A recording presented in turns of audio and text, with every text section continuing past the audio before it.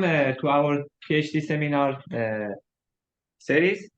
Today we have Ammar from UIB. He's a researcher in UIB, and today he's going to present interesting research. The stage is yours. Thank you, Ammar.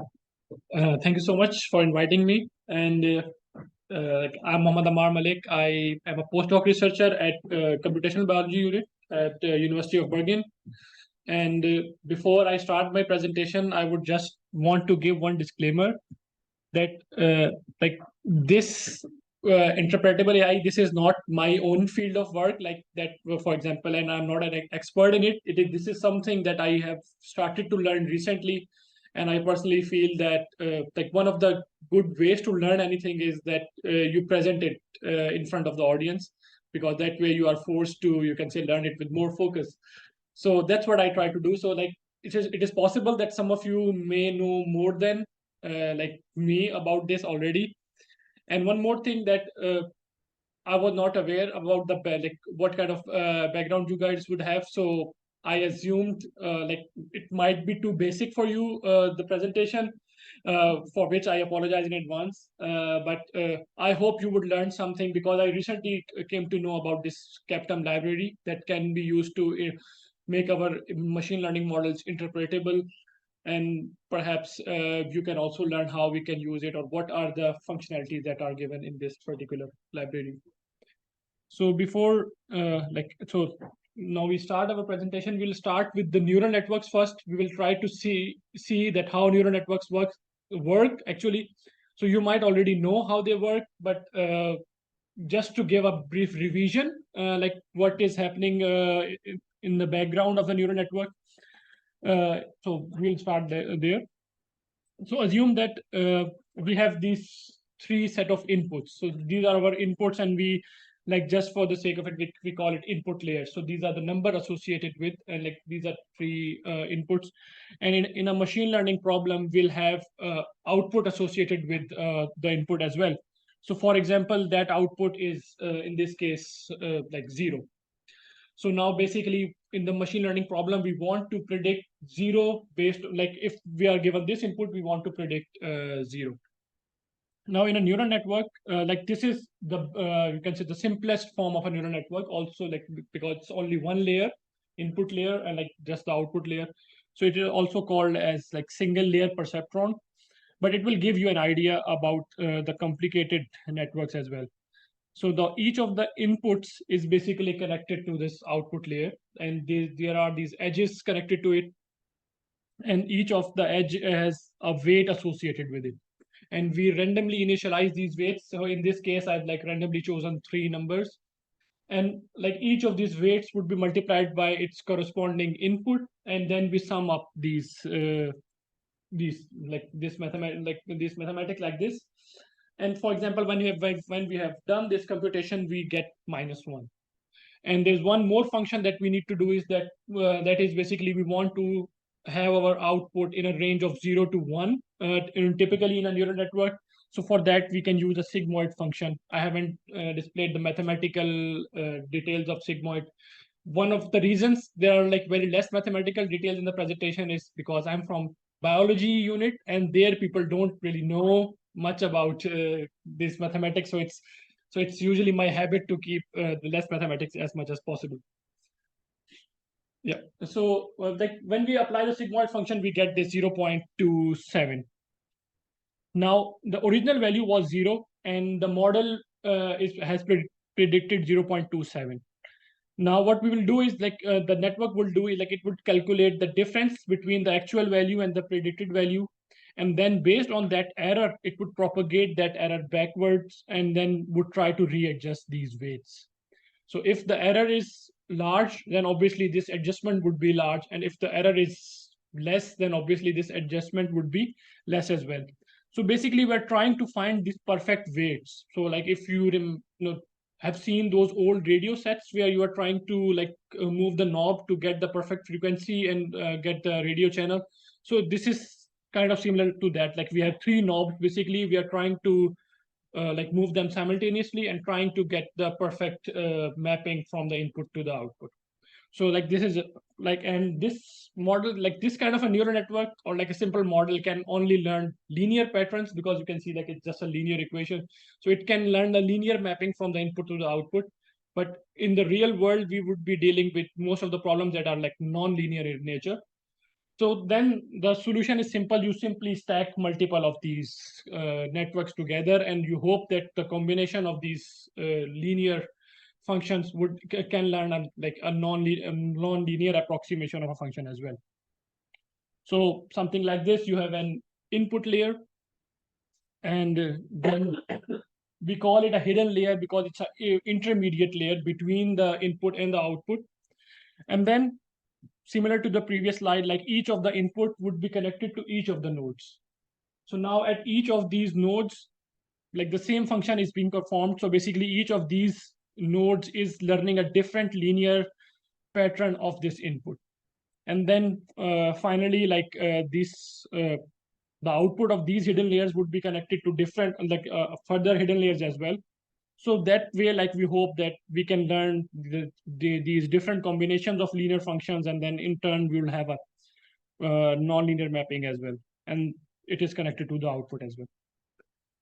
Now, like this is just the basic, you can say, building blocks of a neural network. Obviously, there are more details involved. There are like convolution neural networks and many things, but this is just the basic building blocks. So like it gives you an idea how they work. And for the purpose of my presentation, this kind of a model will be okay. So now what are like black box model? Like what I mean by them. So assume that you have trained your neural network model for, let's say, like you have trained a model on images and you want to predict if the image is of a cat or not. So yes or no question, based on the image you provide, the model will output yes if it is a cat's image, or if no, if it's not a cat image. And let's say like you got a accuracy of up to like 99% or 95%. And if the accuracy is the only thing you were worried about, perhaps you would be okay for this kind of a problem. But if we are dealing with, you can say, more practical problems or more real life problems, or more sensitive problems, especially like when it comes to the data that we are dealing with, the biological data. So let's assume that this image was not a simple image, it was an MRI scan of a brain. And the output was if the brain has a disease or some defect or not. So now, even if your model is like, let's say like 95% accurate, would you be like confident to like deploy it in a real world scenario or not? Because like typically we don't really know what's happening inside this model. Like it's kind of a some kind of a magic is happening. You just give it an image, it would tell that okay, this brain has a defect or not. So now, like in a real world scenario, in this kind of biological applications, it becomes really important that we want to know that what model is looking at. Because if I give this MRI image to a human expert, he would pay attention to certain regions in the brain. Okay, these are here, it looks like there is a tumor. But is our model also paying attention to those details, or is it making random guesses? So like that's where like this interpretability comes like important. So up till like few years ago, this kind of interpretable AI, like especially for neural networks, was not really possible or like not really thought of. But now recently, like in past few years, there's been more focus on it, that we should know what is happening inside the models. So then there like comes these white box model, or like you can also call them as transparent box models. So now the purpose of the white box model is to make this black box kind of a transparent, so that we get some idea what these hidden layers are learning. Because it is like each of these hidden layers nodes, like they are learning something. The weights that the model has learned, they represent something, a connection between the input and the output. So we would want to get as much idea about it as possible. So that is the goal of interpretable AI. Now there are different concepts involved in interpretable AI, and in such a short presentation, it is not possible to go through all of them. Even I don't think I know all of them, but I would just try to define like two of the main themes that are used in interpretable AI. And like just give you a brief overview, not the mathematical details, and then we'll see some real examples later on. So the first concept is this attribution. So in the attribution, basically what we are trying to find out is we're trying to find out the importance of each input feature with respect to its with the output. So how important that particular feature was when making a certain prediction. That's what we are trying to predict or like tell. So basically, for each of our input, we'll have a certain score, attribution score, and the higher the score, that means the more important that particular feature was. So this can give us an idea, okay, these were the set of features that are more important, or if we are talking in a sense of image classification task, these are the pixels or these are the regions that were more important. So the like this is the like one of the concepts in interpretable AI. And how we do this is usually these integrated gradients. Now, here comes some of the mathematics, and even though this original equation is even more complicated, but this is the simpler form of it. But if we want to, like these are the just the different variables that are used in this, but like if you can just ignore the equation, and the simple purpose of integrated gradients is that you start with the baseline image, and that baseline image is, let's say, a black image, completely black image, and you have your real image, and you want to see that when you move from this baseline image to the real image, how the model's predictions are changing. And based on that, you will have like importance score for each pixel. This same idea can be applied to other kind of inputs as well, but it is easy to like imagine for a image classification task. So basically that's what you are trying to do. The second concept is this sensitivity analysis. So here basically what we would want to do is we would want to find out if we change certain features of our input, what would be the effect on the output.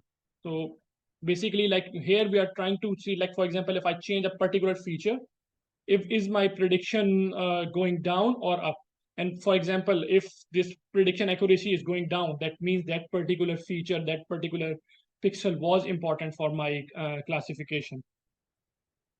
And it also basically gives us this like sense, you can say, tells us how robust our model is to like changes in the input. It is possible that you have changed, you have trained your model on a like in a certain setting and you are satisfied with it, but if it has like is tested on a, let's say, a different data set, maybe it will not work. So you can get these kind of analysis from this as well. And how you usually do is like there is this thing called occlusion sensitivity, where what you do is, like for example, you have this image of an eagle and you have trained your model. So ideally when you give this image to your model, it should predict that this is an eagle or a bird if it's a more generic model.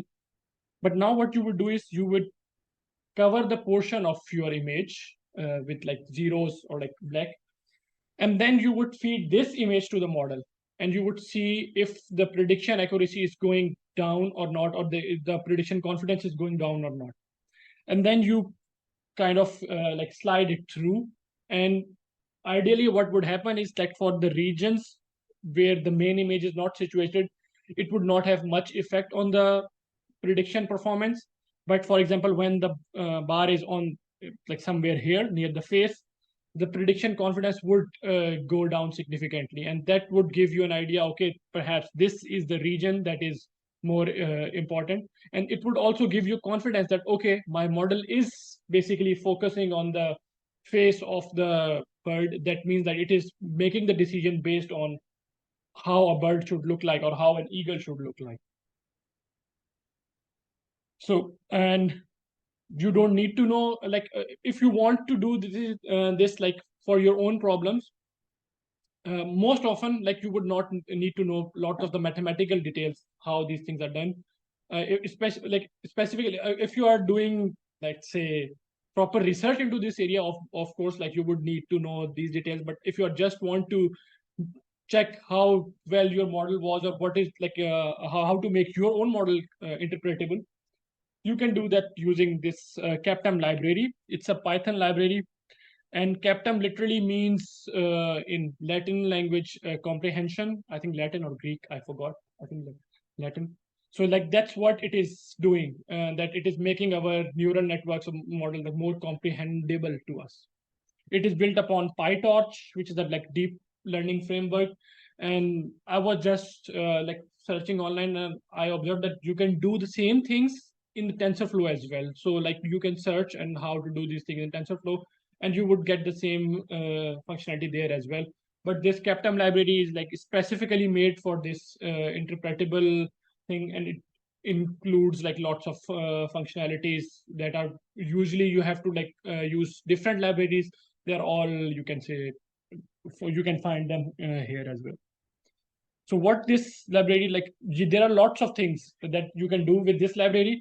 I'm only focusing on two in my presentation. So first is called feature attribution, which is same as like I explained, that we want to explain the output in terms of individual input features, and we want to know which of the input features are important for the particular prediction. So let's say like I've highlighted few of them in red, just to give you an idea, like perhaps these are the more important ones. And then you can do further research.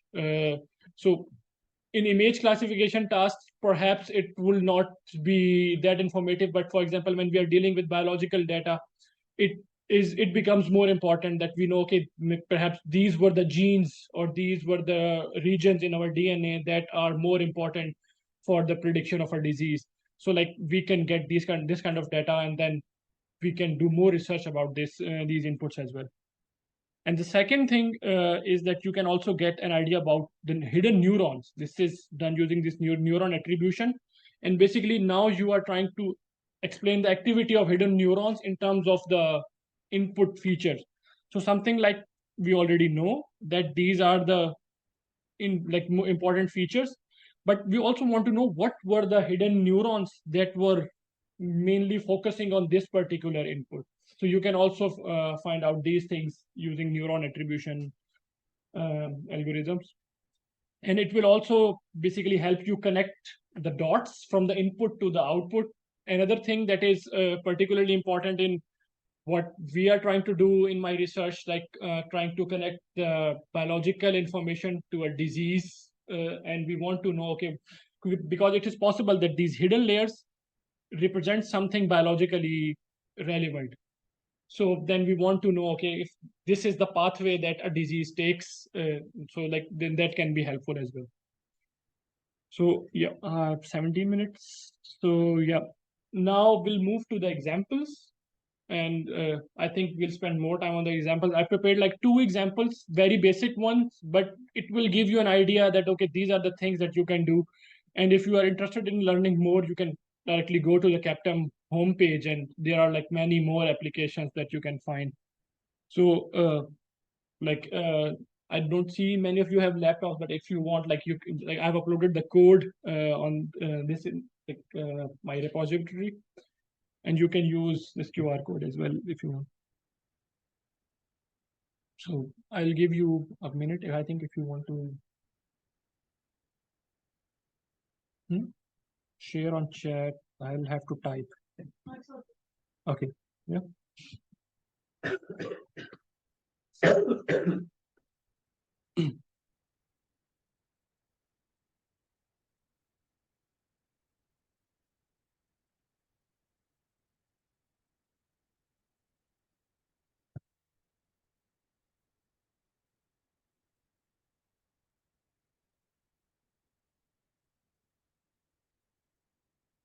Okay. I think I need to do a new share on this.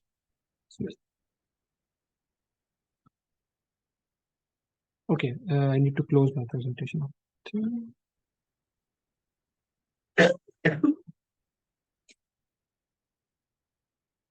Just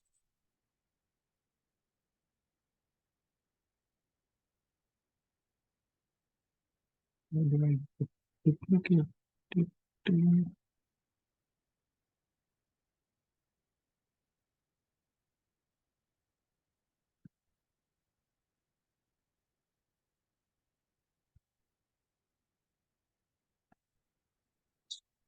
So can the people on Zoom see this screen or not?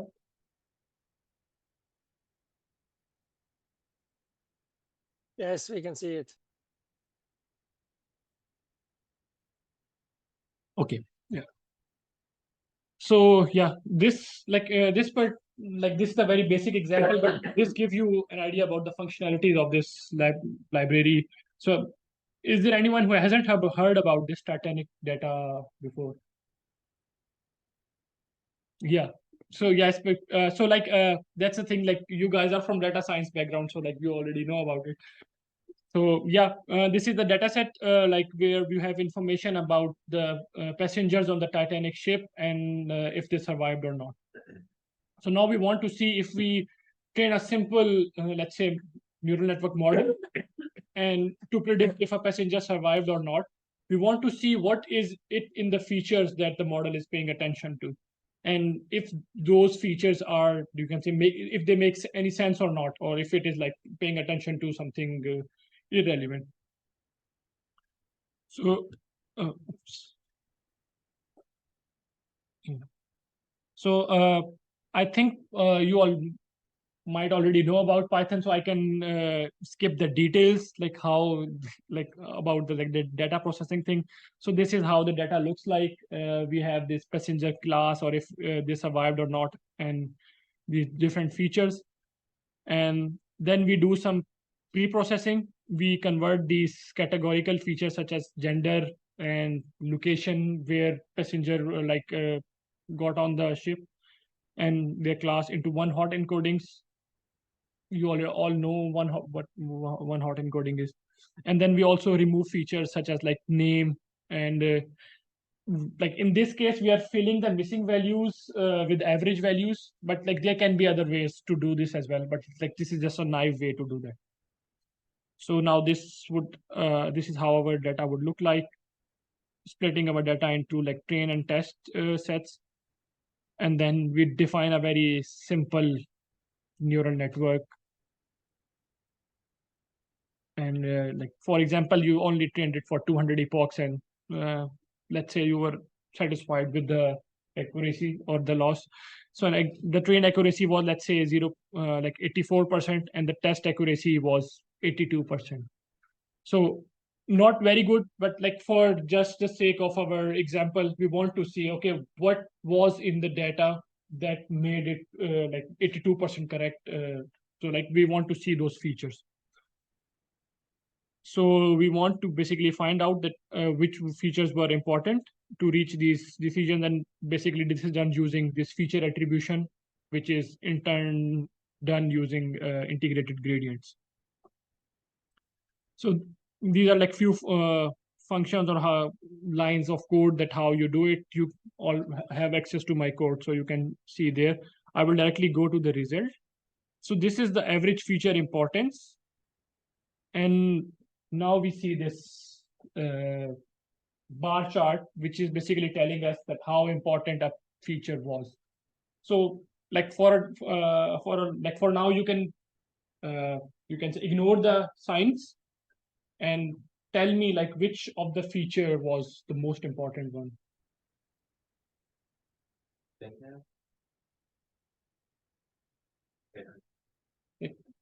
Age, right? Yeah. So okay, so age is, you can say, negatively most important.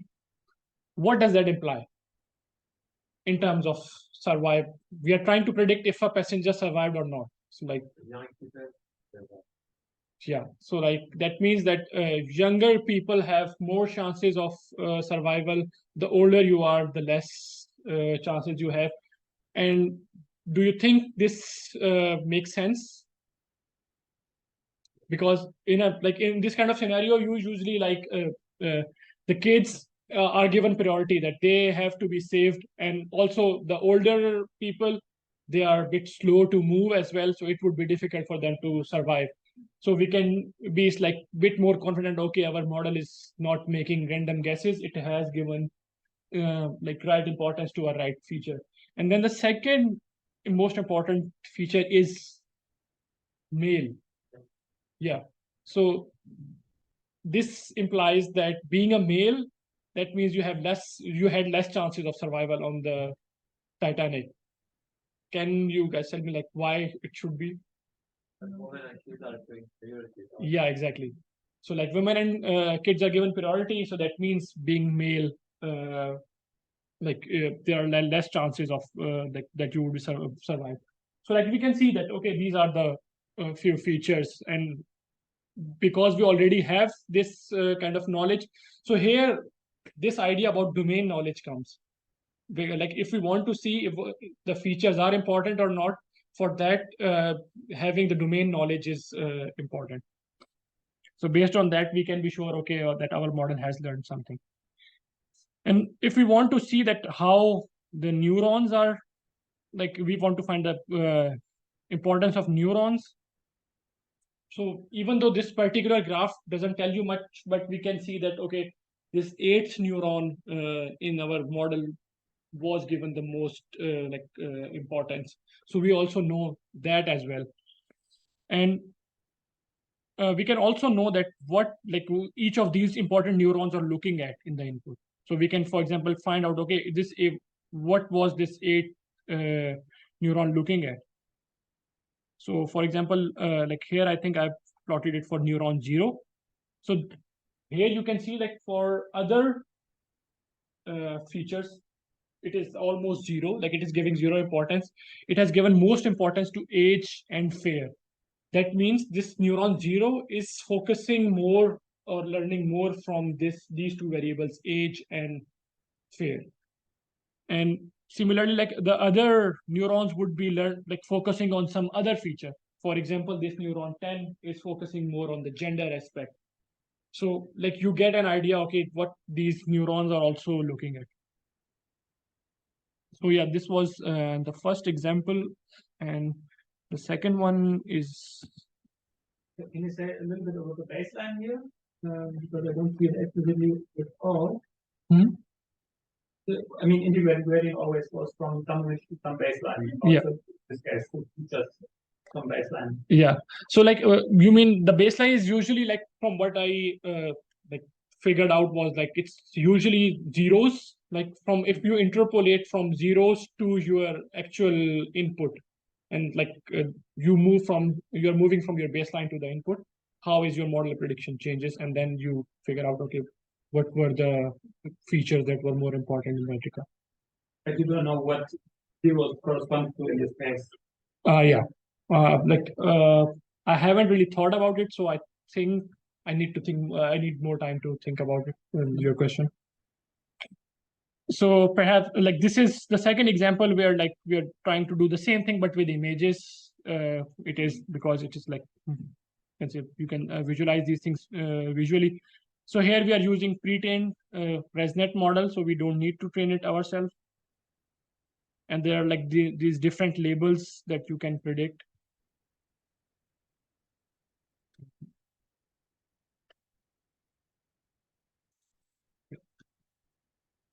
And then we do this normalization. And we load this test image, for example, this is the image that we load, and we want our model to predict what is it. So we predict the class, and it says that it is a Siamese cat with this is the probability of it is like 99%, more than 99%. So that means the model has perfectly predicted it. Now, what was in the image that led him to led the model to predict 99% confidence? So there we can use this gradient based attribution. Like it's the same thing, but for the images, slightly different functions. So now like these are the feature importances. So the darker a region is, that means the more important it is for the probability, the prediction probability, and the less it is, then vice versa. So we can see that this was the region where the cat was sitting. So the model is focusing on the cat itself. And if we like smooth it a little bit, we get even better idea that, okay, this side by side, like this is the input image and this is the smooth features. And we can see, okay, this is why Like these are the regions, and if you like also search about this, I don't know much about cats, but I just like search on Wikipedia that Siamese cat, like it is basically identifiable from the ears and the shape of its nose, so we can see that it is putting more focus on that, and that's why it was making you can see predicting it with like almost perfect accuracy.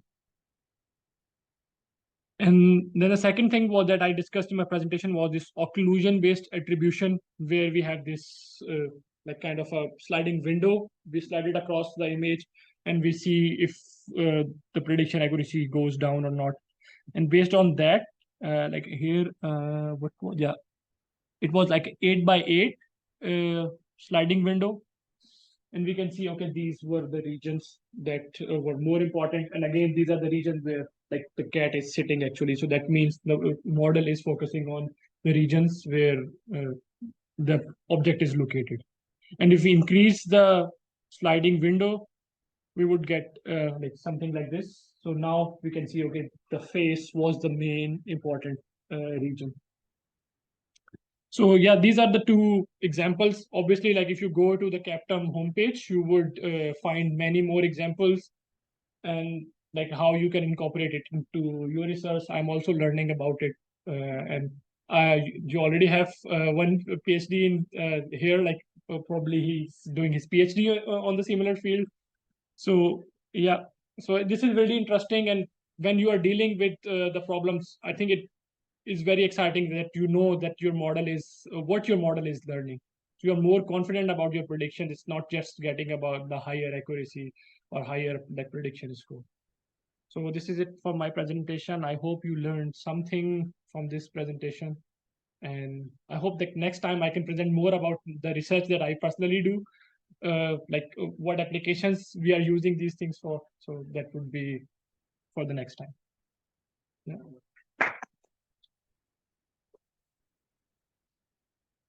So now, if there are any questions or like for discussions,